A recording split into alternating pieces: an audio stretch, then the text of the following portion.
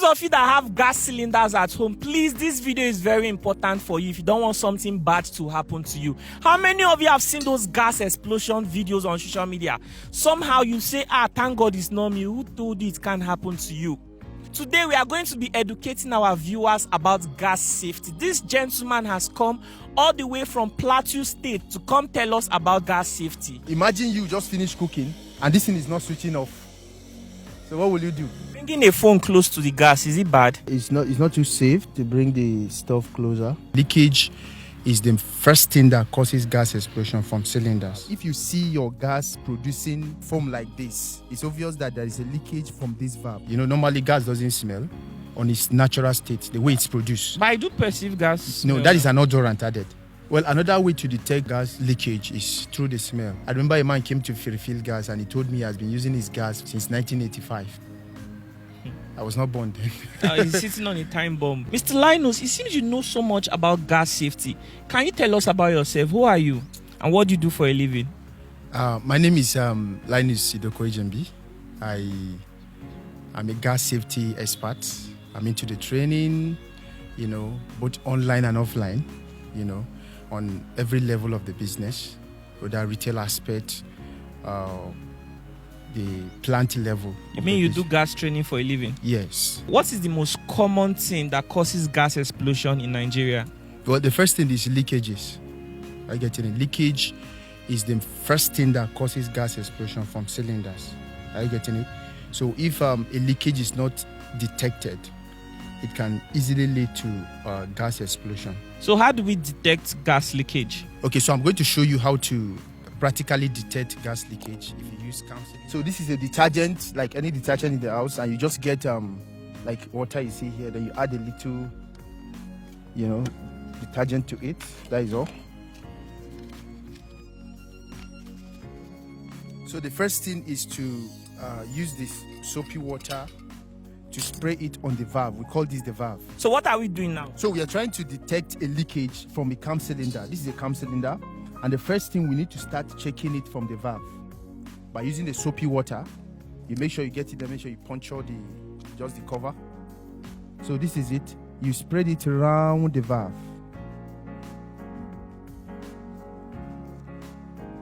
Now it is obvious, as you can see, the leakage here is producing foam. It's obvious that there is a leakage from this valve. If you see your gas producing, you know, a foam like this round the valve, that means your gas is leaking.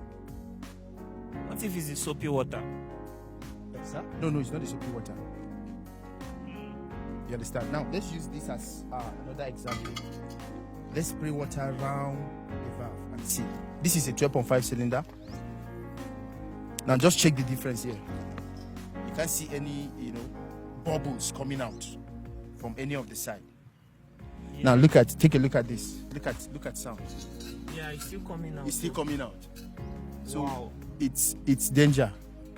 So you need to be retight. You need to be worked on.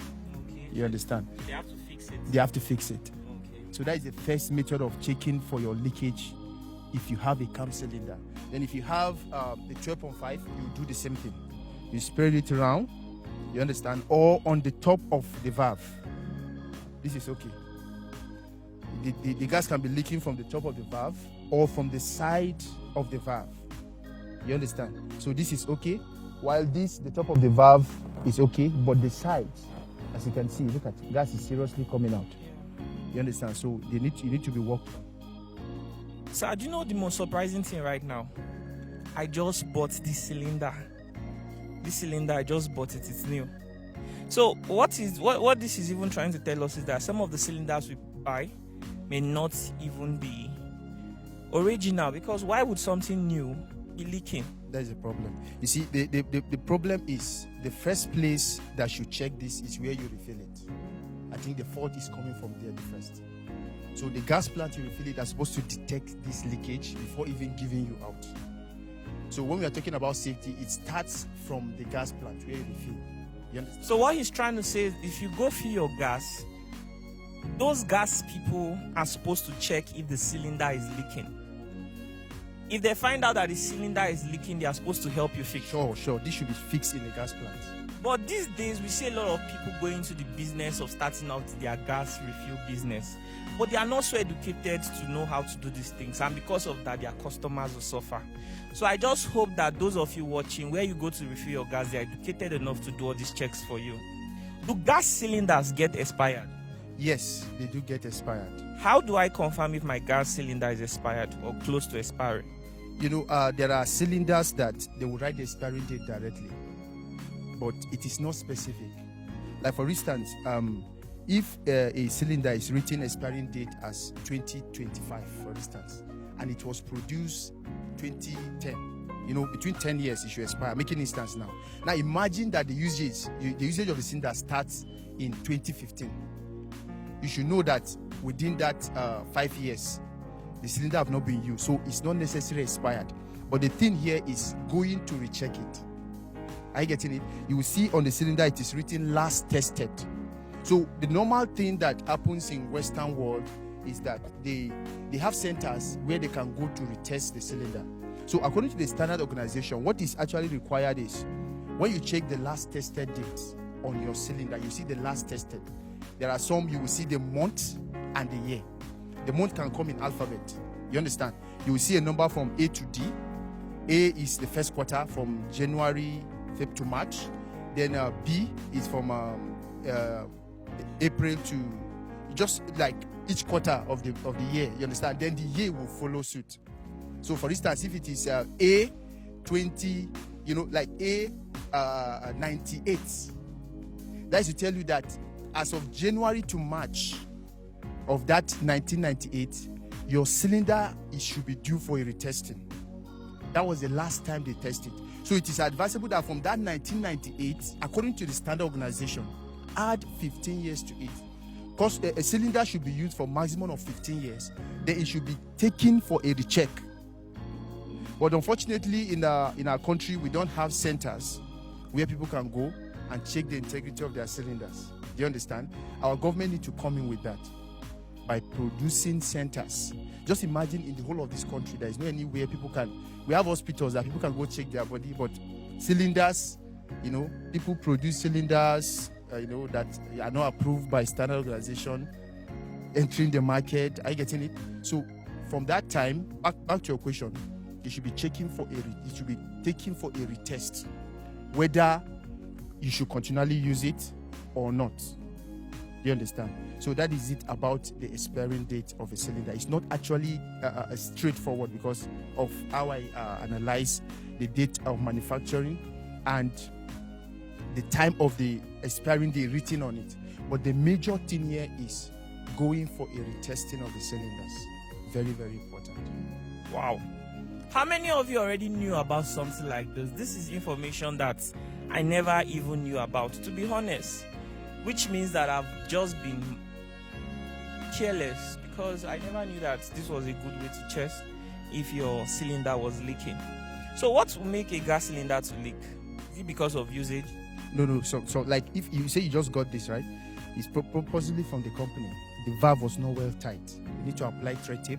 Like when you take it to the gas plant now, what they should do, since there is gas inside, you understand? Of course, I can do that. They can remove the gas, then apply thread tape and tie it back with the vice. So that is majorly what I do, like if I have a situation like this. Oh my goodness, I never believed that was just the best way you can detect leakage in gas cylinders. What is some other common thing that we ignore that could potentially lead to fire hazard? Well, another way to detect gas leakage is through the smell. You understand? Normally gas doesn't smell on its natural state, the way it's produced. But I do perceive gas smell. No, that is an odorant added. Oh, that's an odorant. Yes. Oh, that's an odorant added so that it can create awareness that I'm coming out. We call it ethyl mercaptan. That has been added to the gas to make it smell. I'm just hearing about this for the first time. So gas is odorless in its natural natural state. Natural state. It doesn't smell. But humans were so smart, they had to add Add what? What's that thing called? Odorant. An odorant. We call it ethyl mercaptan. So once you are able to perceive that, you know that that is an indication that there's It's a gas smelling. leakage. So you need to gas is be smelling. aware to check where it is leaking. You make sure you make sure you switch it off from either your regulator, or if it is your cam cylinder, you open everywhere for ventilation. You understand? To make sure you know where it is coming from, not lightening anything, not igniting anything. Very important. I hope you guys are hearing. Sometimes you'll be perceiving gas at home, but you tell yourself, my gas is switched off now. It's properly locked. Why am I still perceiving it? There's a very high chance that your gas might be leaking. And to be honest, a lot of people, their mind don't even go there. At all. Some people, when they think of gas leakage, they don't really know that your gas can be off and still be leaking. Am I right? Yes, it can. It can. So I hope that this video gives you all the clarity you need to keep yourself safe, because we've seen videos on social media. As small as this cylinder is, it has brought down properties. Properties worth millions and billions of naira. It has caused the loss of lives. So fire safety is something that Nigerian government should be putting into so much funding for sensitization. So what are some other common things that we take for granted that could potentially lead to fire hazard?